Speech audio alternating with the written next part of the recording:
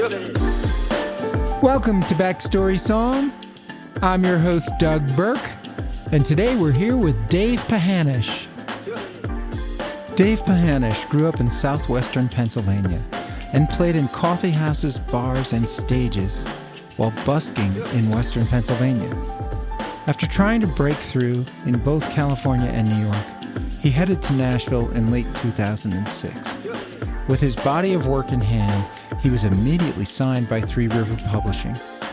The signing paid off for them because Dave has written 3 number-one country hits. His biggest and proudest hits have been as the father of 4 girls and 1 granddaughter.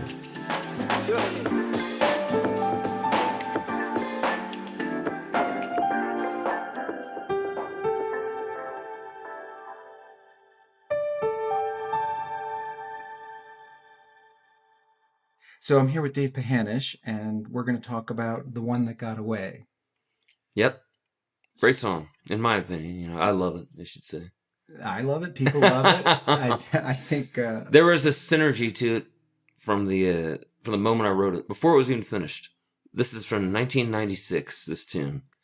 And at that time, I was hell and gone from Nashville. I hadn't even thought about moving to Nashville. I was just living in Pennsylvania, traveling around the region, regionally doing colleges, coffee houses, whatever I could find. But this particular time I was in some small town in the middle of nowhere.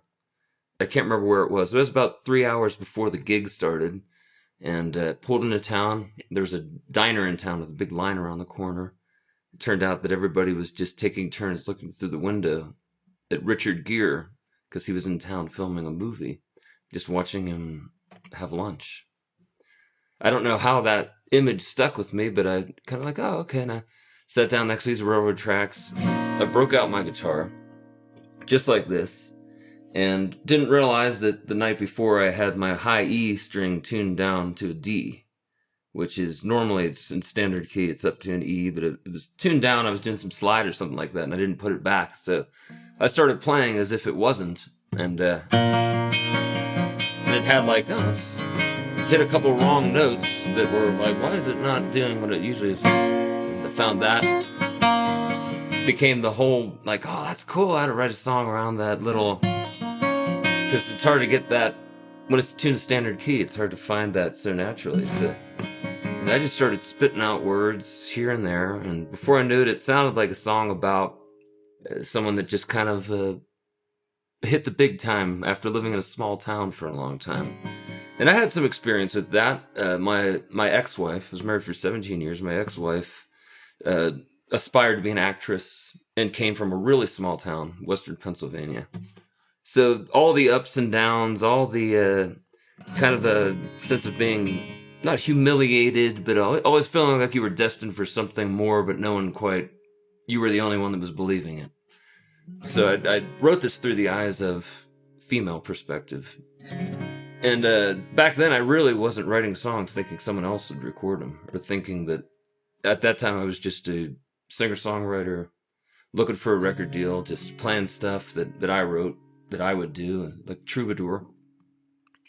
And but this one had a good something going on to it, and I loved the vibe of it so much, and I kind of had the first verse honed in, and a little bit of the second verse, and most of the chorus. But the melody was so intriguing to me that I decided to play it that night at this show anyways. And I played a lot of songs, and you know, people were digging it, but at the end of the night, I was like, oh, what was that one song he played, that one? And most of the song was me mumbling, you know, just trying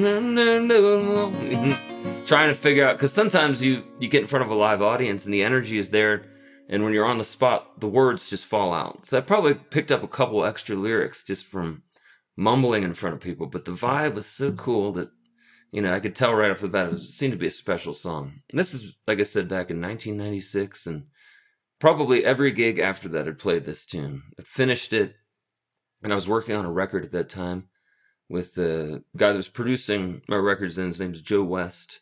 He was from Pennsylvania. And we ended up years later moving to Nashville together and kind of working as a collaborative team. So a lot of the stuff I was writing, whether I wrote it alone or with him, he would produce it and be kind of the mirror for me. So what does this mean? And this could be better. But anyways, he was the producer on this one. And we ended up recording it for this for a record I did back in '96 called Shine. So it's been one of my favorite songs. But so fast forward years later, I moved to Nashville and start getting into the Nashville. Got a publishing deal. This is like 13 years ago now. Part of my Schedule A was this tune, and my publisher picked it out of the batch. And my publisher at that time were a guy named Cole Wright. Started a new company with Hillary Lindsey, if you know who that is. She's a famous songwriter, just renowned, and Dallas Davidson. But at that time, they just had a few hits. Dallas hadn't had a hit at all. He was just, but he just Honky Tonk Badonkadonk was his first big break. So he was seeing some money from that, and he immediately invested into this publishing company, and they signed me. And Schedule A is what? I'm sorry. Schedule A is what you come in with. If you sign a publishing deal, we'd like to have the stuff that you already have recorded and the songs you've already written, in case there's something there we want to pitch. So I came in with about maybe 200 songs. 200 songs on your Schedule A. This was my first pub deal. Yeah, sure.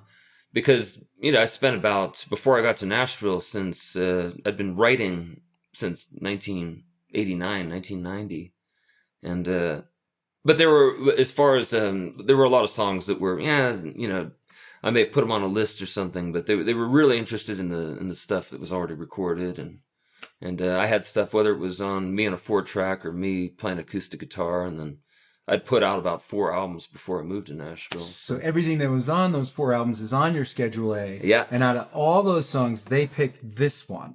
Well, among others, one of the many that. But this one seemed to catch their eye. I remember Hillary commenting on one of the lines, and it was kind of I played it the night I got signed to this pub company, and again they pointed out that tune, and I guess I started seeing success after about the first year. Kind of learned the Nashville ropes, doing how to do demo sessions or whatever, and just what's expected of a pub deal, and it was a great thing.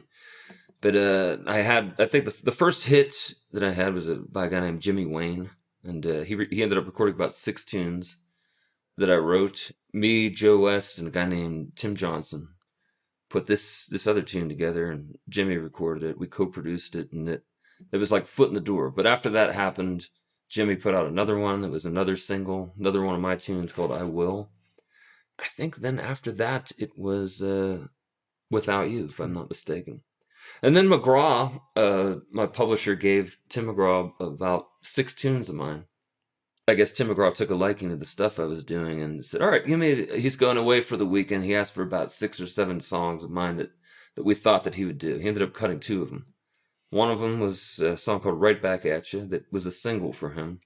And it ended up dying like mid-30s or something like that for many reasons. But the other one was this song called The One That Got Away. So now to get to the recording part of it, which there's some interesting stories. Recorded it back in '97, and the demo version of it, I call it a demo, but it was an album cut for me. It just had some mojo to it, and it was just a lot of cool, did the guitar to kind of a drum loop. My producer left the click track in, going, it just has a sound to it. And I left him alone with we cut the drums and the bass and acoustic guitar and the vocal, and came back a couple days later. He's like, oh, check this out. And he put in some backwards guitars and some very interesting stuff, very creative stuff. And beyond the guitars, at the beginning of it, he started mumbling words, and he flipped them around so it was backwards. So there's some backmasking lyrics. The stuff he was saying was stuff like, this is the section of the song he was experimenting. We're going to flip around and make it backwards and make it just sound cool in the song. And he's saying this literally, and then just to see how it sounded, he flipped it around. It sounded so cool for whatever reason. And then so when McGraw and the gang got the demo, they were recording the record. They called our producer, or they called my publisher and said that Tim McGraw's producer wants to know, they want it to sound exactly like the version you gave them. So they want to know what was being said and the backmasking so they could flip it around so it sounds the exact same way. My publisher's the middleman on this. Joe, my producer, is talking to him saying, Well, tell them that it says that I'm just saying this is the part of the song where we flip it around, and so all that stuff I just said. So then Cole, publisher, goes back to them, tells them that. And he comes back again. He's like, well, they know it's the part of the song that it's flipped around, but what are you actually saying? It's like, it took a while to get it straight. They could not understand that was the actual, what we were saying. Was it? So as a joke, I finally said, tell them that we quoted the Robert Frost poem where there were two paths in the wood. I took the one less trodden, and that made all the difference. And once we gave them that response, they took that. I don't know that they actually, but you listen to his recording, and if you A/B it to the original one, it's pretty close. But I think they wanted more substance than just, this is the part of the song where it's going to sound cool because we flipped the lyrics backwards. But Robert Frost will make anything better, right? So this is a very autobiographical song. Not really about me, just experiences I've had with other people. From sort of Western Pennsylvania, and West Virginia. I've heard you say it was in West Virginia, and I've heard you say your ex-wife came from a smaller town, kind of a small mining town in Western Pennsylvania. I think you came from a small town, and the town in West Virginia might have been a small town. Well, the West Virginia thing is, I was playing a gig in where was that? I think it was Wheeling, West Virginia, and the club was called Jabo's. It was a small club with a band I had, and next door was the hangout for all the high school kids. They were all hanging out at this pizza place. No one was ordering pizza. They were just all parked in their cars and just talking, this and that. So that's kind of where I got the idea about the Pizza Hut parking lot. And that kind of pizza place is sort of everywhere totally. The town your ex-wife grew in, the town you grew up in. And everywhere. When I was Wheeling. I've went to a couple of high schools, and I lived in a lot of small towns. Growing up, I was in Ohio. I lived for a while. I lived in New York, upstate New York. I lived in Jersey, and then in Pennsylvania.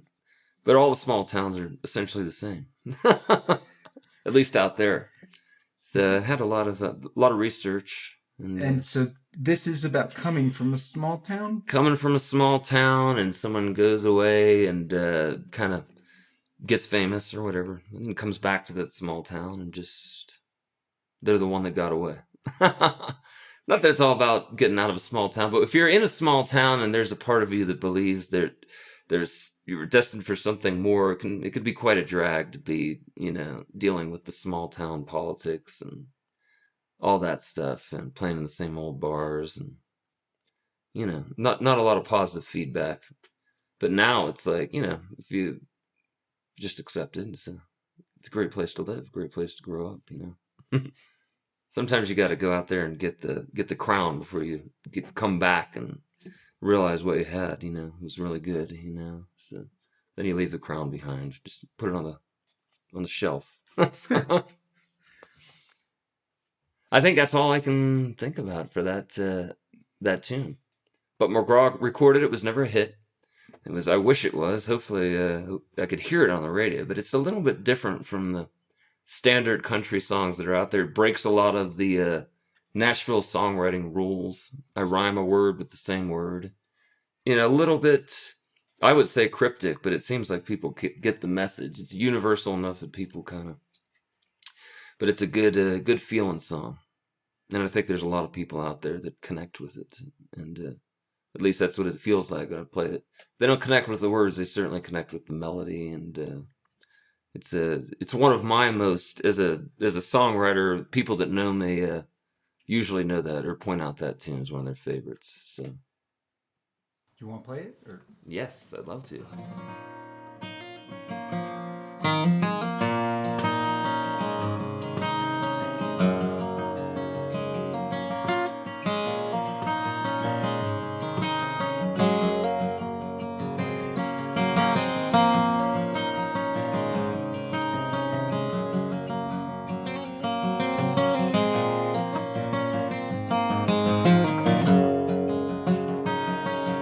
Got your face and your separating eyes like your mother, baby, locked on you. Everybody wants a piece of you. It's alright. Now the phone is ringing, your cousin's singing at the local bar. and everybody wants to be a star, just like you are. You put your face in the gutter for years, kept your eyes on the road. You felt you were meant for more, baby, now you know. 'Cause everybody wants a glimpse of the one that got away, and everybody wants to see you, everybody wants to be you too. It's funny how they put you down, but now they think you're all that, and everybody loves you now that you're the one that got away.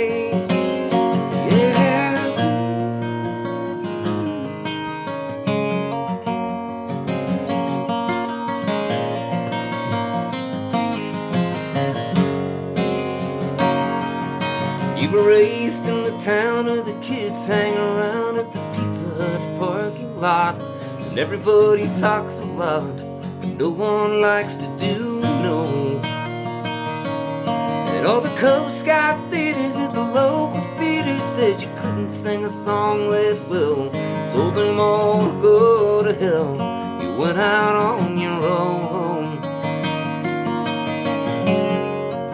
Got a headshot pusher too, sell yourself to the world, tuck your scars up under your dress like an American girl. Everybody wants a glimpse of the one that got away, everybody wants to see you, and all the girls wanna be you too. How they put you down, but now they think you owe that, and everybody loves you now that you're the one that got away. Yeah.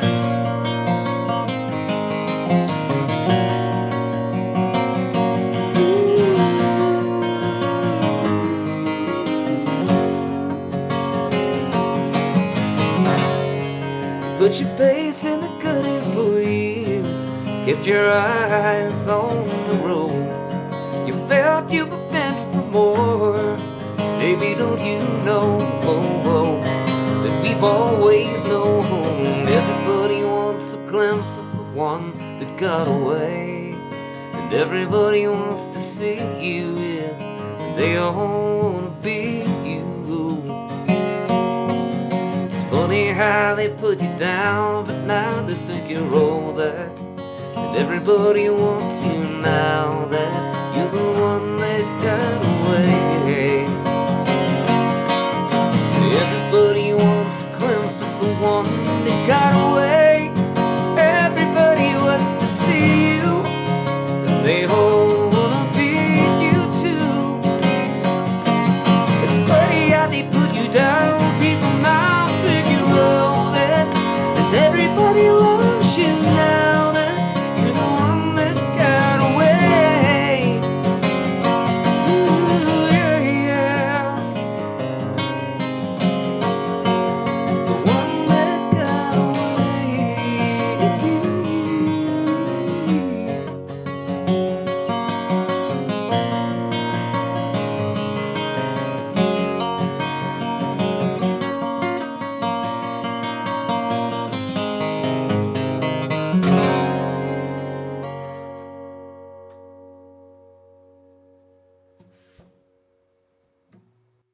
That's it.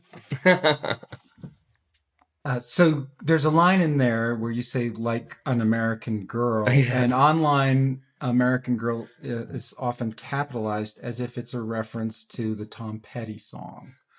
Well, no, not really. No, good. But I remember thinking that when I wrote it, that it also had some because of that song, that it became kind of something people kind of grasp onto a little bit more. In the aftermath, after you wrote it, you recognized the association. Yeah.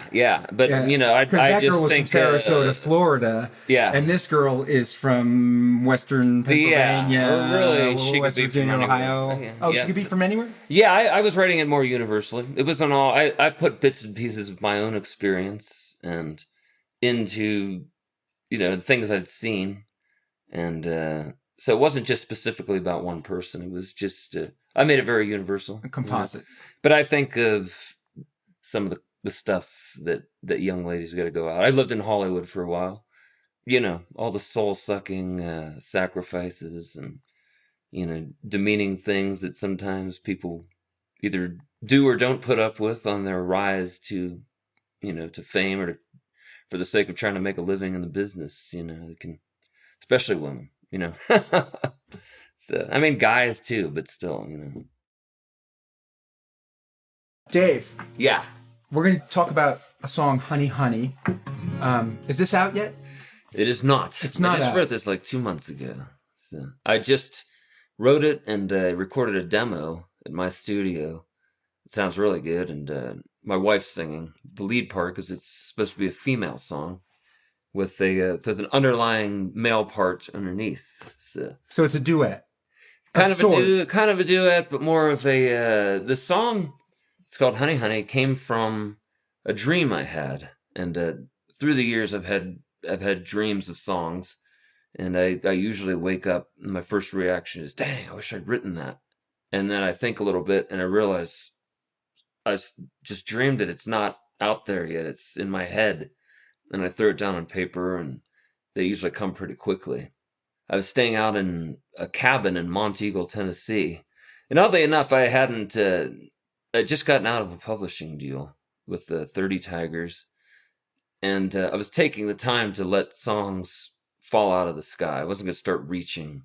You start trying to triple and quadruple your quota. You're squeezing songs out. Like, oh, maybe I'll write a song about this today.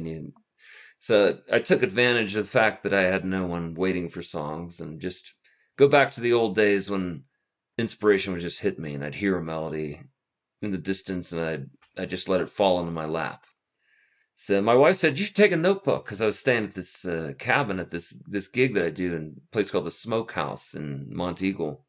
And they put you up in a cabin there, but she couldn't make it this time, so I was going alone. She's like, take your notebook, you never know. I'm like, I'm not looking for songs right now, just... whatever. But I took the notebook, oddly enough.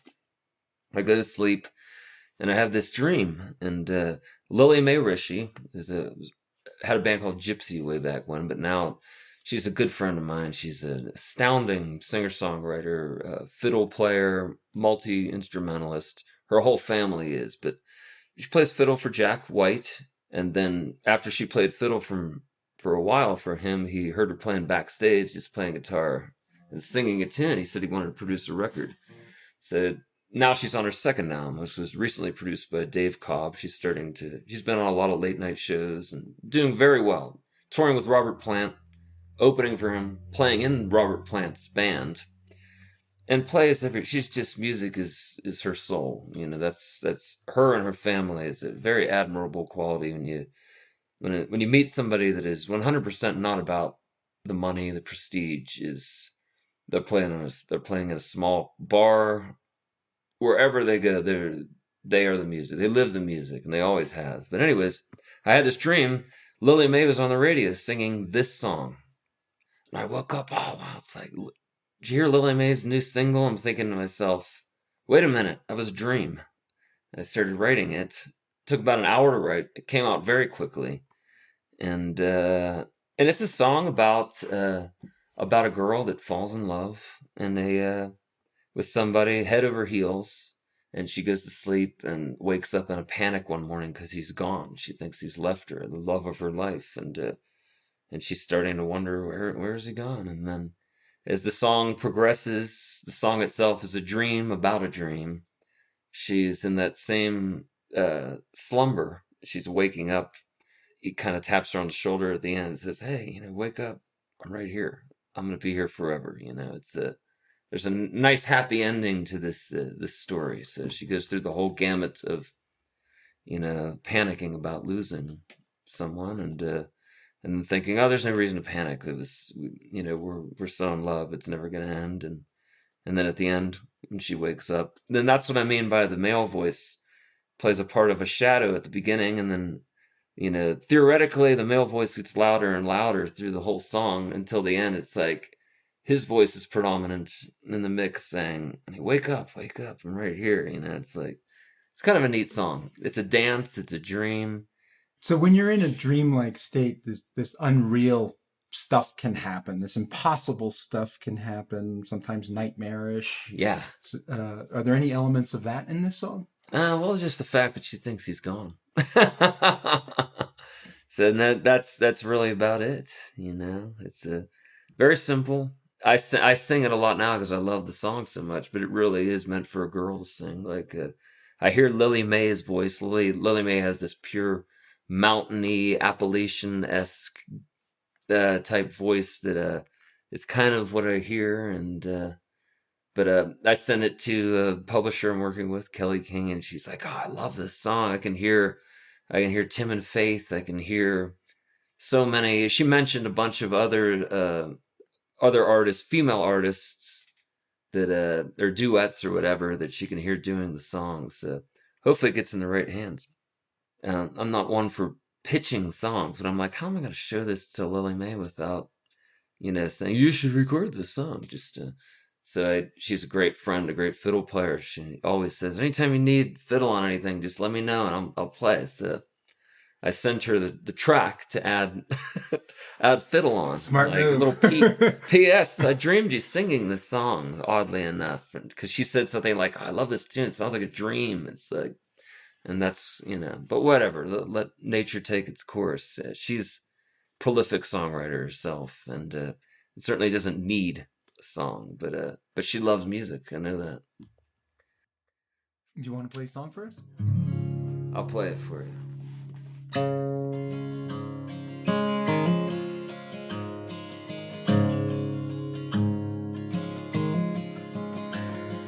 Honey, honey, where are you now?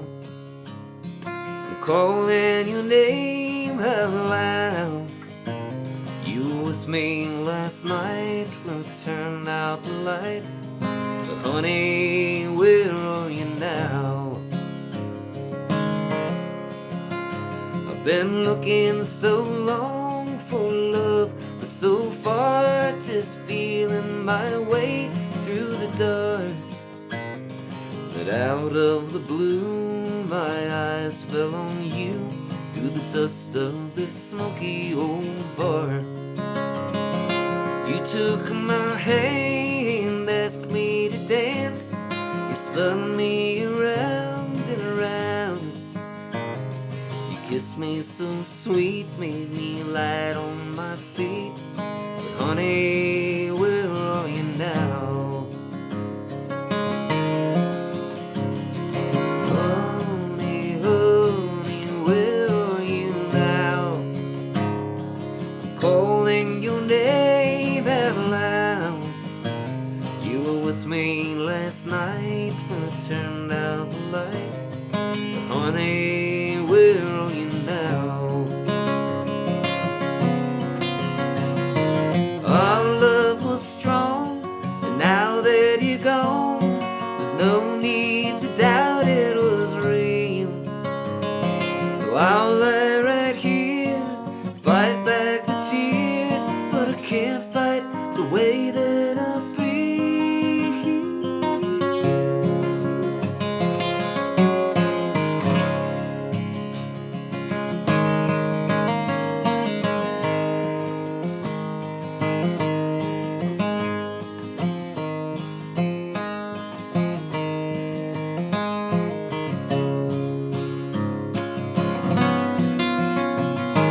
Our love was strong, now that you're gone, there's no need to doubt it was real. So I'll lie right here, fight back the tears, but I can't fight the way that I feel. Honey, honey, where are you now? It feels like the sky's falling down. You were with me last night when I turned out the light. But honey, where are you now? Honey, honey, wake up off these dreams from your head.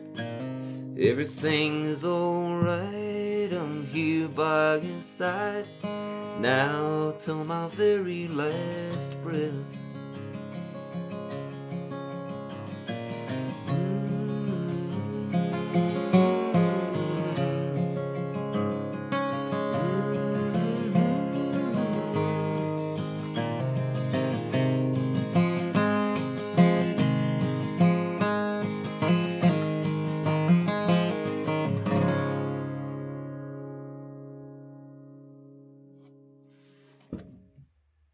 That's it.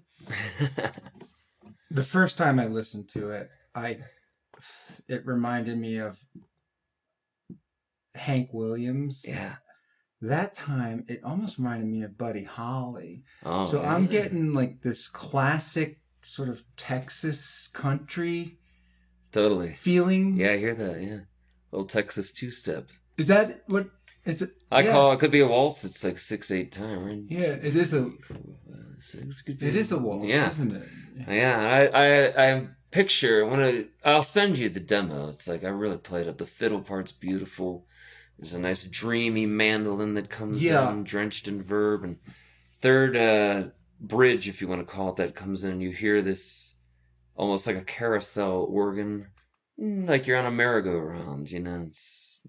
I see him like the scene in Gone with the Wind where they're waltzing around the room. And so is it more of an Ozark Mountain kind of sound? Yeah. Or is it more universal than I'm trying to place it It somewhere? is universal, but like the voice I hear in my head is I guess more of a kind of a Gillian Welch Appalachian. I'm taking it back to Patsy Cline, maybe? Oh, I hear that too. It could be anything. It's open. It could be, there's a lot of singers that could sing this, and it would take on a little bit of a different character, but it's cinematic.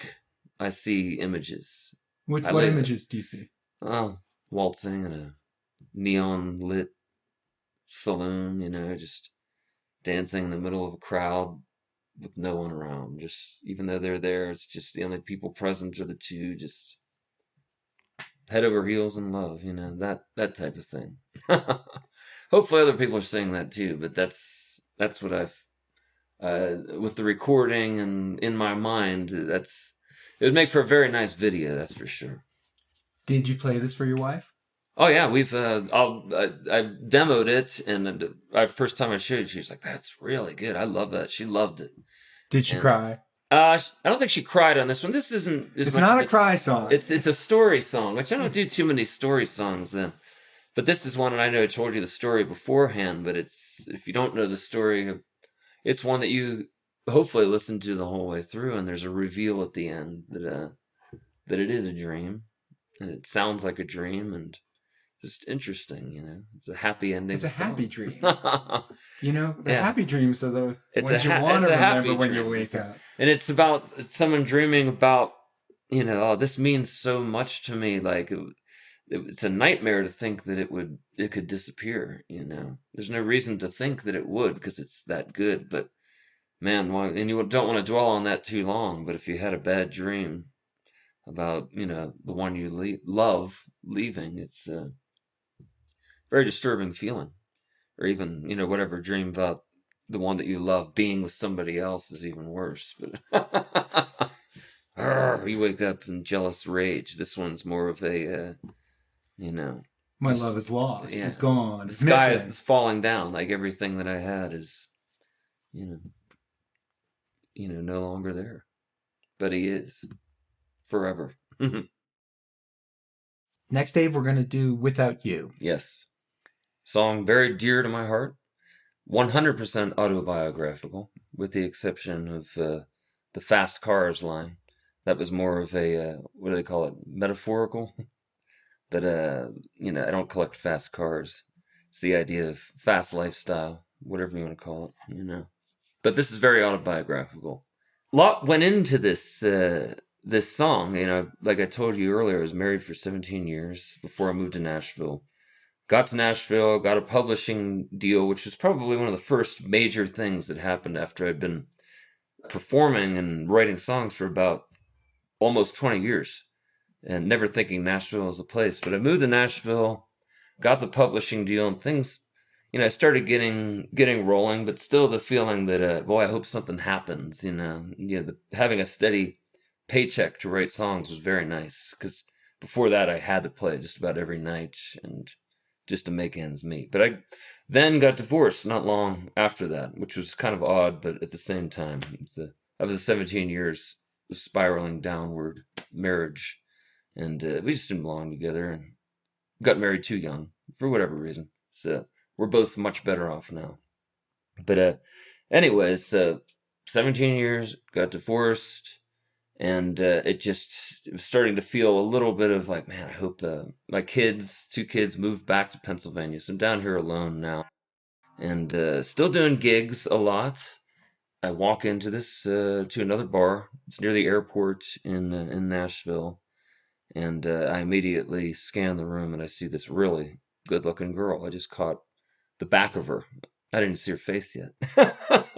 I'm like, she's good looking. I could just feel it. I could see it. And as I kept looking at her, I realized that somewhere during the time that I was captivated by her, she was looking at me as I was watching her. I was like, oh, got caught.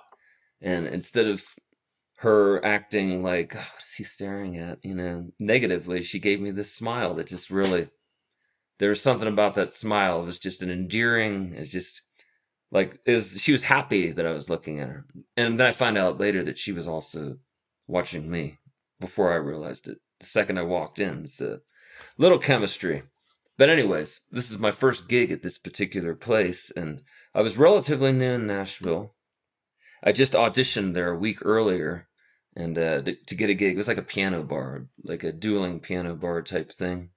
But I played guitar. I played a little piano, but mainly guitar. And they're like, well, we're kind of a piano place. We really like what you do. And if our piano player calls in sick one day, which he's never done in the last 10 years, maybe we'll give you a call, or maybe we'll try it out on a different night. But regardless, I got kind of the runaround, but they call me because he actually calls in sick this one night. And I come in. So for this gig, there she is. This was kind of my first time there. I wanted to do really well. I got up on stage behind the piano, set up my gear, and these two young ladies walk up to me. I say, oh, we're flight attendants with Southwest. This is where we stay when we're in town, and one of our coworkers is a singer.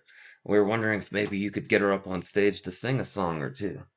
And I'm like, it's my first time playing here, and I don't want to break any rules or anything or do anything that they're going to be upset at, because I kind of want to continue to play here, maybe get my own night. So maybe I'll come over with you guys and we'll work something out, and I'll see how well she can sing, and get something professional together, and then I'll call her up in a little bit. So they're like, all right. I've set up, walk over to the table, and as we're walking to the table, I'm like, it's the girl. It's the girl that caught me looking at her. She was the flight attendant they were talking about. She had that same smile on her face.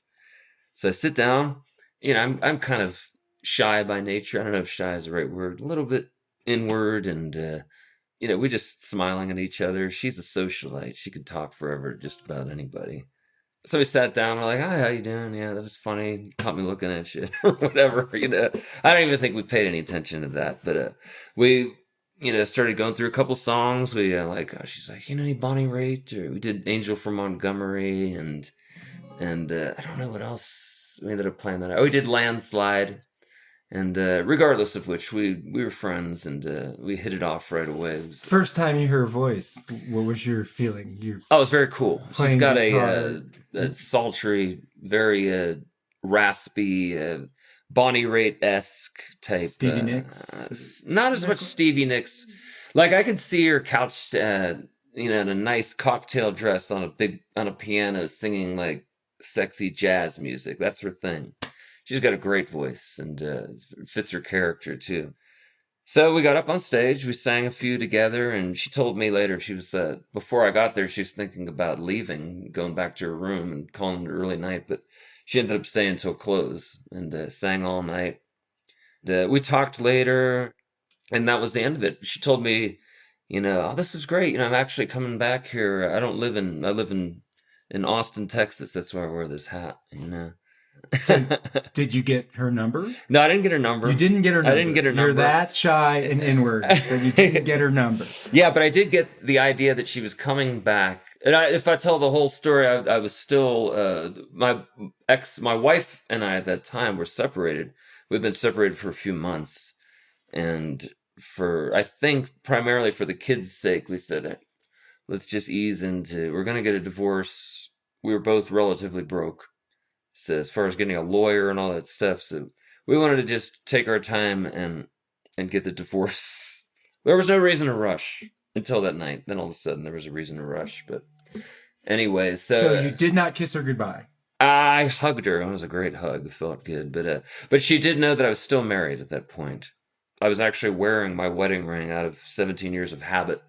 I just didn't, it becomes a part of you after that long. So, but anyways, during the night, I took a break and I was sitting with her, and her captain was there, and her captain had been drinking a good bit, and he was being very vocal. He's like, yeah, there's something going on between you. I could feel it. There's just, there's an energy there. And then one of the other flight attendants like, stop it.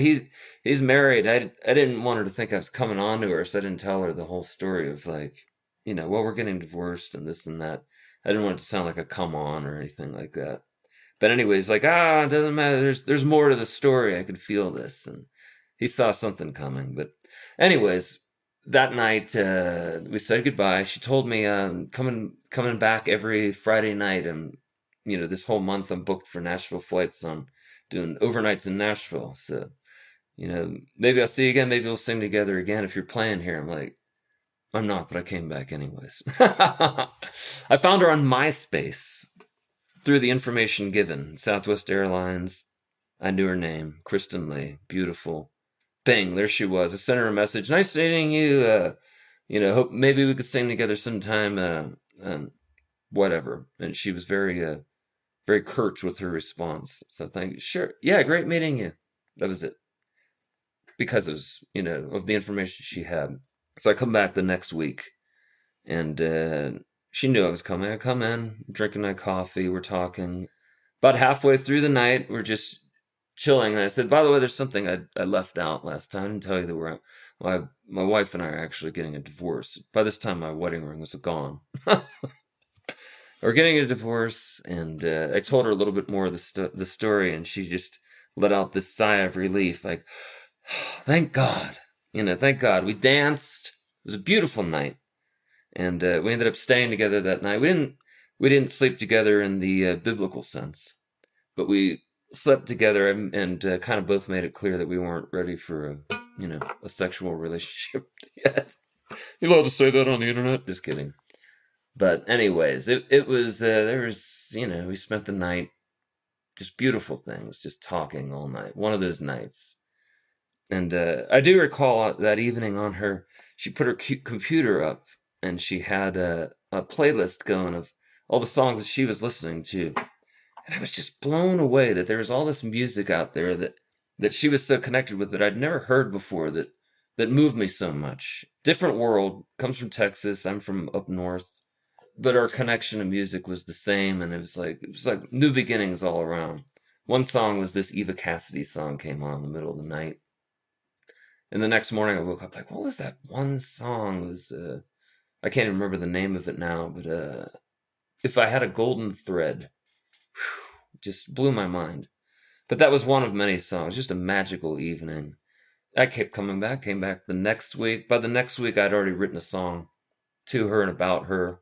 I pronounced my love for her. Like, if this is the real you, if this is, I'm in love with this, I'm in love with you, and we were an item in no time. No time at all. About a month later, she's no longer staying on her time off in Austin. She's staying in Tennessee with me at the house I was at. We were like a Bonnie and Clyde. We just kind of felt like we owned the world. It was a really good feeling, that in-love feeling. It lasted a long time. It's still there. But anyways, who knows? So 6 months later, it's like, all right, I want to get married to her. I knew this, and she's an old-fashioned girl. I had to get permission.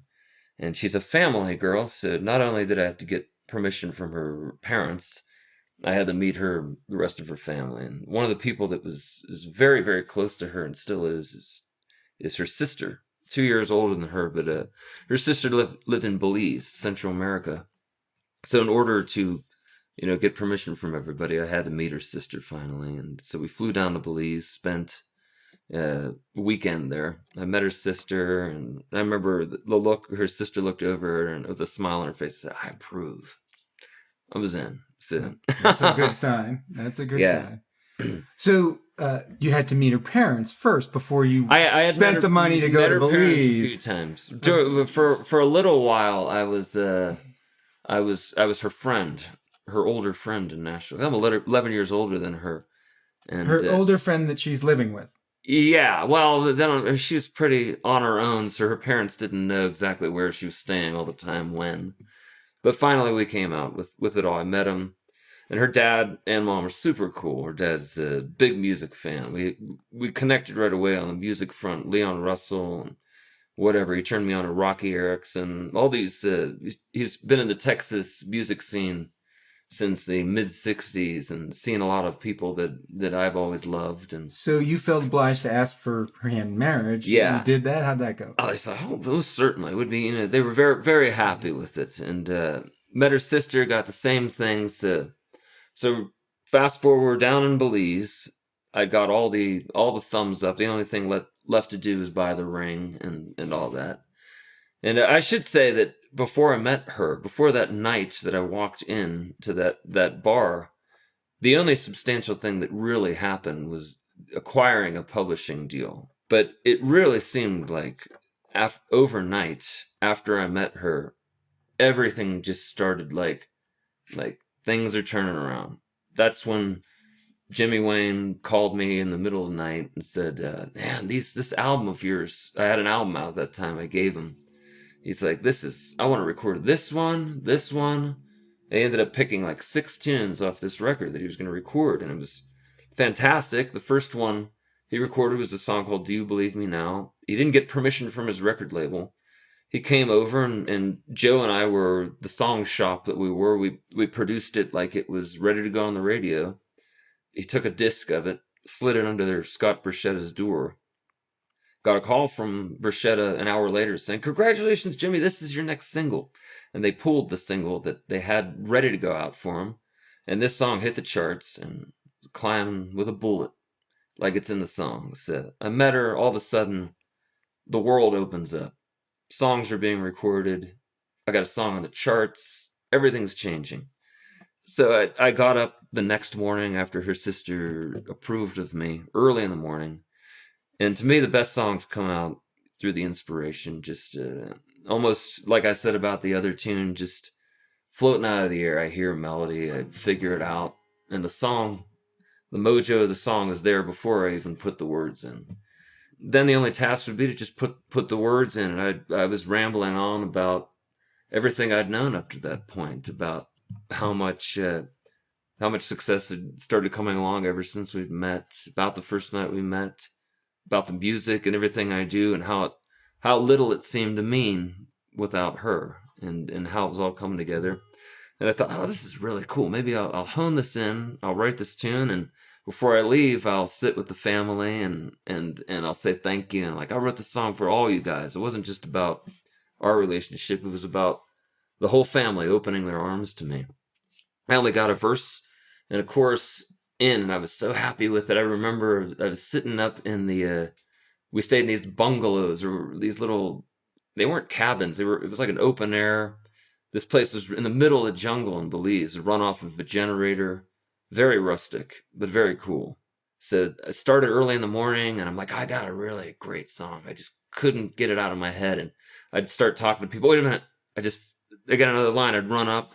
2 hours later, I'd hear Kristen, "Dave, come down. We want to see you. We want to hang out." And I was just drawn in.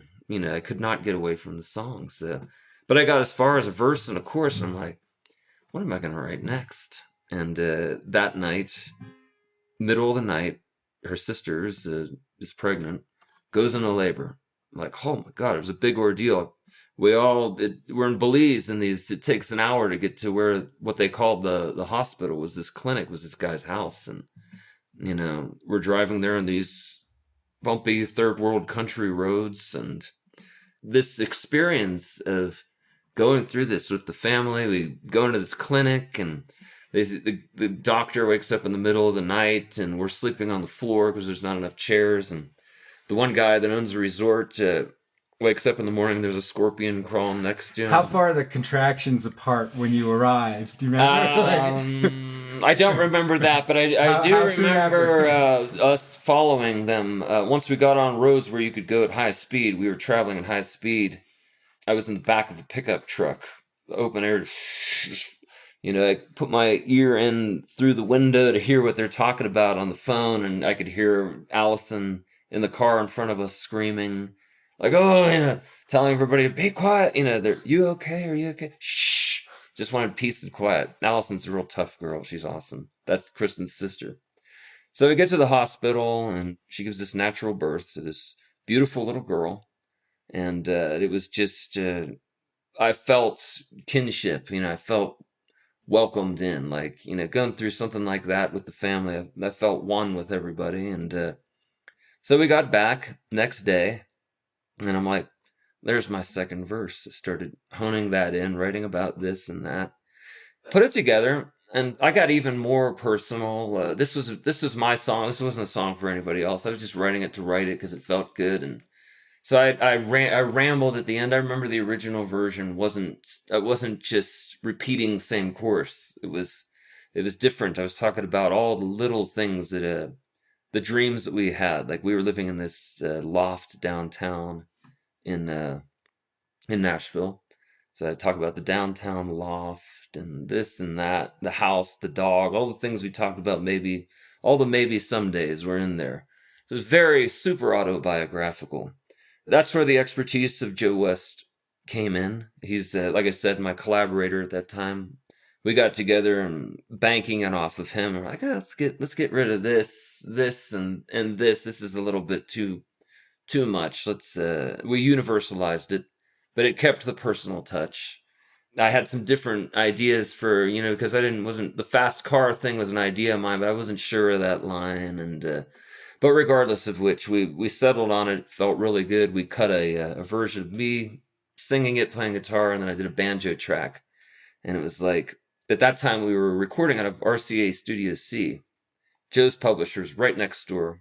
It was a cool thing to be able to record a song. It's like, wow, we got something that's really cool. We got to run this over physically on CD to my publisher, who's in the Sony building, and show her. It was Kelly King. So we did this. She's like, oh, I love this song. It was like, we were happy with just guitar vocal, which, nowadays, a lot of songs could cut off a guitar vocal, but most of the time it's a little bit more in depth. Fast forward, we put this on on a record that I'd put out. That was it's called Nashvillian. No, that was the first one. That was the one that Jimmy Wayne had. This one was just called Dave Pahanish, and it was all the stuff that since I'd moved to Nashville, all the cool songs that I'd done till then. So I was working as an artist, but at the same time, all the stuff that I was putting out, we were wanting it to be available to other people to also record. So a friend of mine at that time was named Emily West, and a great country singer, fantastic singer. She's had a lot of success herself. She was signed to, I think was it RCA? I'm not sure who Keith Urban is signed to, but she had my record, and she went to a label party. Someone actually snapped a picture of this, and it's on the internet, but she and Keith Urban were friends. She walked up to him and she showed him my CD. So there's a picture of her with her finger out like this, and you can almost see his head nodding. Looking at the back of the CD, you see my picture on the front. Someone from a distance took a picture of this, and she said, "This song is you. This is your life. It's just strange. You got to record this tune." So he took the CD home. Next day, I guess he was out with Nicole Kidman. They were going to the grocery store or something. This is all stuff I'd heard. And actually, Keith Urban told me this. He said, we're on the way to the grocery store, and he flipped the CD in. They listened to this tune. He's like, oh, that's really cool. But he said the moment that when he knew he had to record it is when they were walking through the grocery store. He said Nicole was singing it in the grocery store. And he's like, there's a connection. He told me, it's like the things that really get me about it is just how it seems like it's as if I had written it, because he just had a little baby girl. Now I'm talking about my niece. He's talking about his little baby girl. Not only, in my case, fast cars was the metaphor, but for him, he's like, I collect old vintage cars and guitars. It was his life, totally. Perhaps even more than mine on the literal sense. He's like, I would like to record it. And I was very pleased to say yes. So I guess about 6 months later, he called again and he said, I know I said I was going to record this. I haven't gotten to it yet, but I want you to know that I really am going to do it. It's just taken a little while to get into the studio. A couple months later, did it. It's the first single off the new album, and straight to number 1. So the first time you write an incredible love song that's inspired by someone like Kristen, yeah, and you play it for her, what happens? How does she react? She cries. If it's good. If she doesn't cry, then I need to work on it some more, you know. So what happened this time? Where it was in Belize, or yeah, that was the first time she heard it. You know, I made it and given her some snippets, like when I was first starting writing. I'm like, oh, listen to this. Isn't this really, you know? And she's my other, she's my muse, my mirror. Just like I said about Joe, it's like, you know, whenever I got a new one, you know, I always even get a little nervous because I fall in love with the tune, and it's like, what if it doesn't? What if people don't get it? You know, what if it's going to die? What if Kristen doesn't cry? What if she doesn't cry? But if she does, my next performance for whoever else, you know, I'm not as nervous. It's like, all right, it's already passed the litmus test, you know. She cried on this, or she cried on the first song I'd ever written for her, which was another love song, like the second week that we were together, or third week. So, that was good. Do you want to play it for us? I would be honored to play it. All right.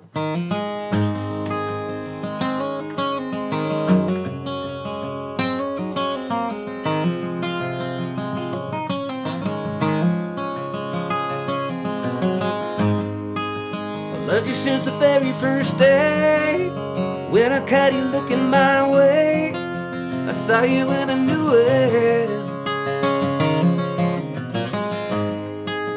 And up until you came along, no one ever heard my song. Now it's climbing with a bullet.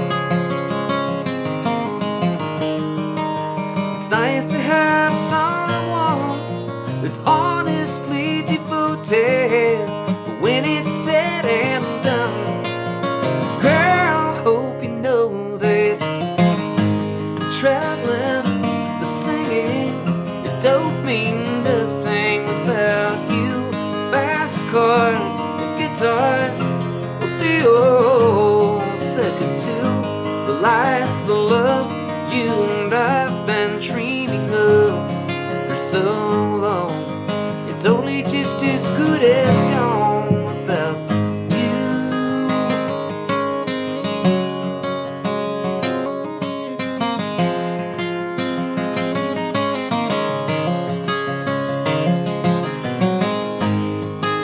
So out comes a baby girl, and suddenly my little world just got a whole lot bigger. People that I barely knew, they love me 'cause I'm part of you. It's tough to figure just how we could be miles from one another, but still you and me somehow found each other. Traveling, singing, don't mean nothing without you. Fast cars, guitars, the old second to the life, the love you and I've been dreaming of for so long. You know it's just as good as gone without you.